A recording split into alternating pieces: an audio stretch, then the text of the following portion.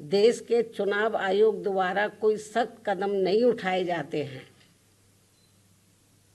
तो तब तक हमारी पार्टी देश में खासकर अब कोई भी उपचुनाव नहीं लड़ेगी। कांग्रेस बीजेपी एड कंपनी के जो लोग हैं, फिर इन्होंने अंदर अंदर आपस में मिलकर वे पर्दे के पीछे से खासकर दलित समाज में से बिकाऊ व स्वार्थी किस्म के लोगों के जरिए अब इन्होंने अनेकों पार्टियां बनवा दी।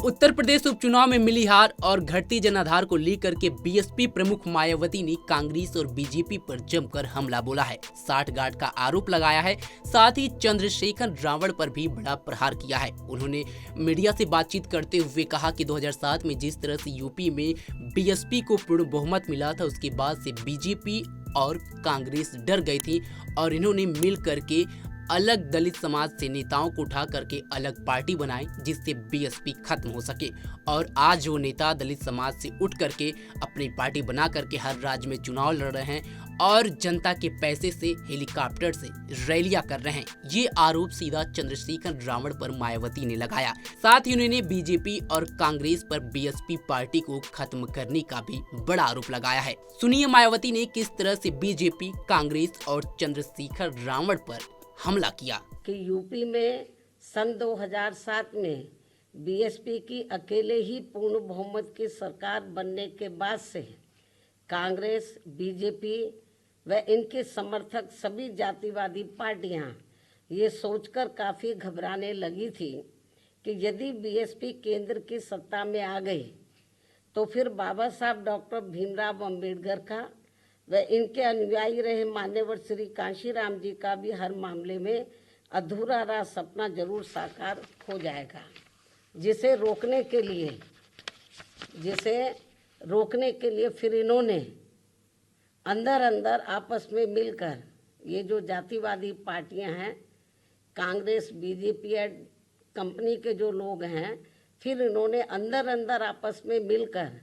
वे पर्दे के पीछे से खासकर दलित समाज में से बिकाऊ व स्वार्थी किस्म के लोगों के जरिए अब इन्होंने अनेकों पार्टियां बनवा दी सन 2007 के बाद से,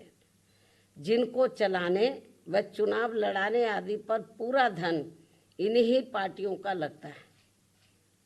तभी ये पार्टियां कई कई दर्जन गाड़ियों को साथ में लेकर चलती हैं और अब तो ये हेलीकॉप्टर व प्लेन से चुनावी दौरा भी करते हैं। ऐसी लोगों में ये आम चर्चा है, जबकि हमारी पार्टी बीएसपी इसके लिए पार्टी के लोगों से बीएसपी सदस्यता आदि के जरिए अपना खर्चा खुद उठाती है। यहाँ ये भी गंभीरता से सोचने की बात है। और इतना ही नहीं, बल्कि फिर ये विरोधी पार्टियाँ अपने राजनीतिक लाभ के लिए उनके हिसाब से उनसे उम्मीदवार खड़े करवा के अब बीएसपी को कमज़ोर करने में लगी है। इसके साथ ही अब तो इन बिकाऊ व स्वार्थियों को मजबूती देने के लिए अब ये विरोधी पार्टियां अपना खुद का भी वोट ट्रांसफ़र करवा के इनके हर राज्य में 1-2 एमपी व एमएलए भी जितवा कर भेज रही है। इसलिए ऐसे सभी बिकाऊ व स्वार्थियों की पार्टियों को अब अपने भोले भाले दलितों, आदिवासियों, अन्य पिछड़े वर्गों व अक़लियतों को भी अपना एक भी वोट देकर खराब नहीं करना है। ये सब हमें अभी हाल ही में हरियाणा, महाराष्ट्र, झारखंड के हुए विधानसभा आम चुनाव के साथ साथ यहाँ उत्तर प्रदेश में भी 9 विधानसभा की सीटों पर हुए उपचुनाव में काफ़ी कुछ देखने के लिए मिला है। ऐसे में अब इन सभी वर्गों के लोगों को इन्हें जाति, बरादरी, रिश्ते नातों, यार दोस्तों आदि के भी चक्कर में न पड़कर अपना वोट ऐसी किसी भी पार्टी को नहीं देना है।